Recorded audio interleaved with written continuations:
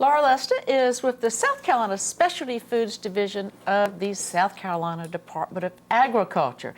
And when she comes, we always get so excited because she brings wonderful people with her. And tell me who you brought tonight. Yes, Amanda, another wonderful guest. We have Mr. Mike Mooney here with Jimbo's Lowcountry Foods out of beautiful Mount Pleasant, South Carolina.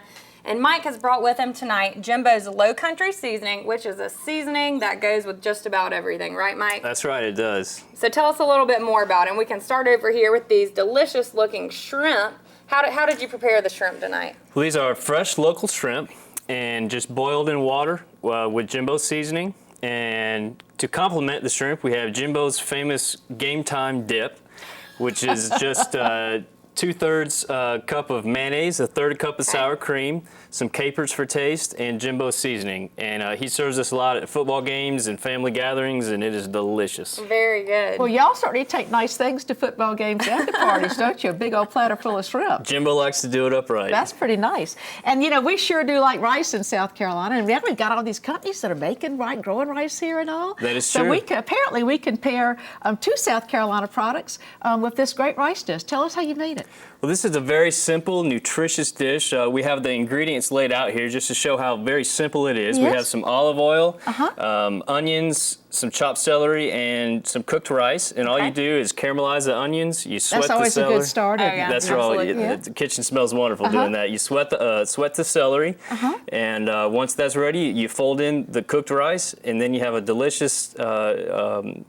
Once you add the Jimbo seasoning, a delicious side dish that. We do a lot at trade shows and events, and people just go nuts over it. Yeah, and I've tried it personally, and it is delicious, like you said, so very good. And one thing, when we were talking earlier, you opened one of these little containers and let me taste it. And this was different from what I expected because I'm used to seasoning mixes that are prepared particularly for meats and barbecues. And this was a more nuanced, kind of blended, unusual flavor. Can you tell me a little bit about how you achieved that, please? We're going for a Caribbean, French, Southern kind of fusion seasoning, which is the low country kind of taste, right? So it's got a little bit of molasses, so a little bit of sweet. Okay. It's got some curry for a little bit of an exotic note, sea salt, and about 8 other different herbs and spices that go in there to make it.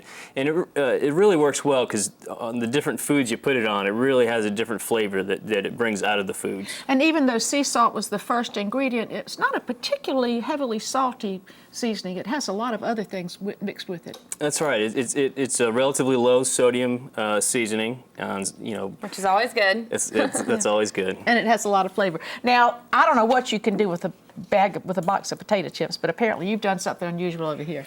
You know, we tried one time we took some no salt added potato chips.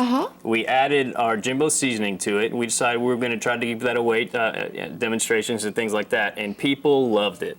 And so we serve it at, Jimbo serves it at all kinds of parties and family gatherings. It's just regular no salt potato chips with Jimbo seasoning, and it is just a wonderful taste. So Simple they have and enough.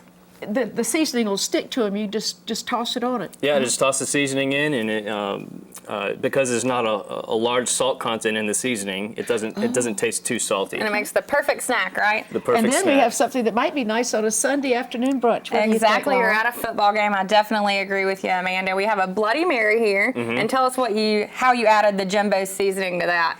We were just experimenting with different drinks, and Jimbo likes a good Bloody Mary now and then. So we decided to put Jimbo seasoning on the rim of a Bloody Mary glass. So this dusting around the edge is the Jimbo seasoning. That's right, and it makes a great ending to the weekend, like you said. Nice little it's addition. Very delicious, adds a lot of flavor to it. Well, and I was admiring your props when you came and you said that your father-in-law not only has come up with this marvelous, wonderful seasoning, but he's a man of many talents and made that little chair for y'all too. I'm telling you, he's a Renaissance man. He's a woodworker. He sews, he cooks, he does it all. Yeah, Great. Well, that's really fun, and we appreciate your coming and representing him and generations of people who've contributed to this.